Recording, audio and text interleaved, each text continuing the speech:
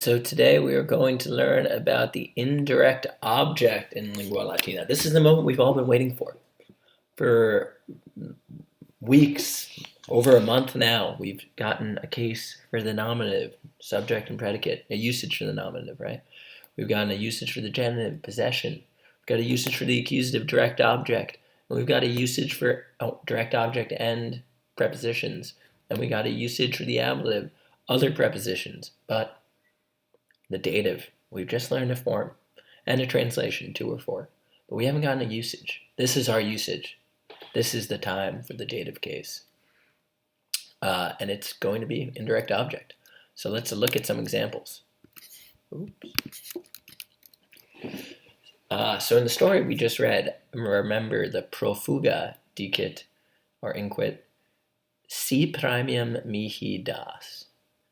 So we knew the case of premium, hopefully, when we looked at that.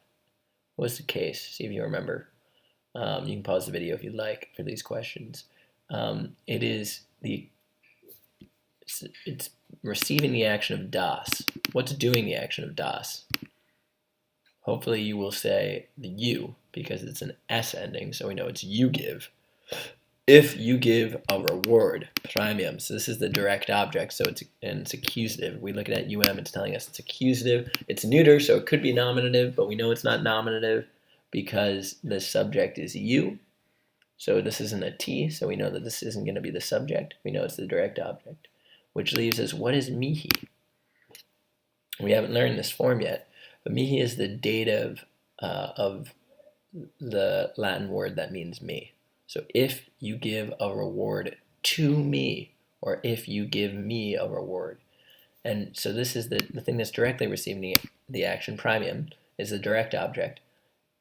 However, while you are not being given, right, while me is not being given, it is indirectly benefiting from the action of the reward being given, right? Because the reward is going to be given to me.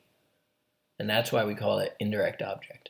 So looking at this next sentence, let's try and think, what is the direct object and what is the indirect object? All right, pause the video and try and figure that out on your own. Hopefully you said premium is the direct object because it's accusative, and profugi is the indirect object because it's dative. Profuga, profugi, profugi. Right, dative case. All right, now pause the video again and try and translate it, giving that information. The translation is Fabricius does not give, non dat. Fabricius does not give a premium, a reward, to the fugitive. Or Fabricius does not give the fugitive a reward, because we do it both ways in English. Just to be clear, so we look again. Two datives are of indirect object are mihi and profugi. Dative usage. Who/what is being verbed is what the direct object answered, right? What's being given? The reward in both of these sentences. The indirect object is going to answer the question, who is affected by the direct object being verbed? Who is affected by the reward being given?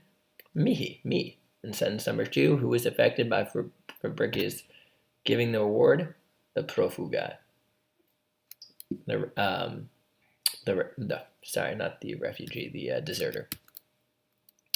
All right, and nota bene, indirect objects are going to occur most frequently with the verbs of giving, showing, or telling. Okay, because you give someone something, you show someone something, or you tell someone something.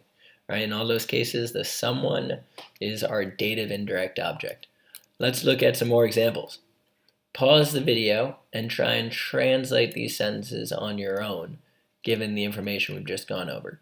One hint is monstrare equals to show. Pause the video and then I will dive in.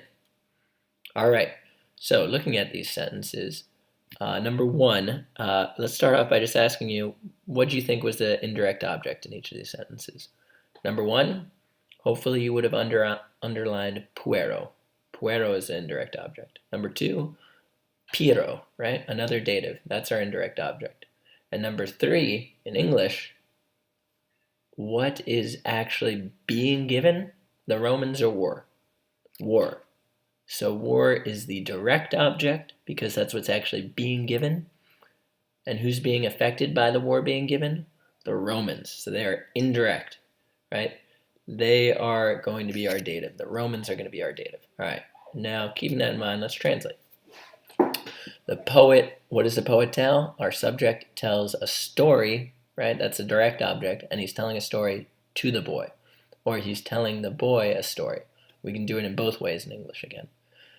Next, the Romans show the trick to Pyrrhus, or the Romans show Pyrrhus the trick. Again, dolum is a direct object, so we know that the Romans are acting on the dolus. What is the verb? Monstros. The Romans are showing the dolus to Pyrrhus. They're showing the trick to Pyrrhus. Number 3, Pyrrhus stays as Pyrrhus because it's the nominative, right? It's doing the action. It's our subject. Dot is going to be third person singular because Pyrrhus is third person. Remember, we could replace Pyrrhus with he. So we know to put a T ending to make sure that our nominative subject agrees with the verb. Then we have bellum, our direct object, accusative here. So Pyrrhus dot bellum, and then all that's left is our indirect object, Romanis. It's an IS ending here, not an O. Why? Because it's Romans. It's our first plural indirect object. So we have a plural dative ending, IS with a macron. I hope this helped, and I'll see you in class to address any questions. Make sure you do exercise 4 on page Sexaginta et Tres of your textbook, page 63. Have a good rest of your night.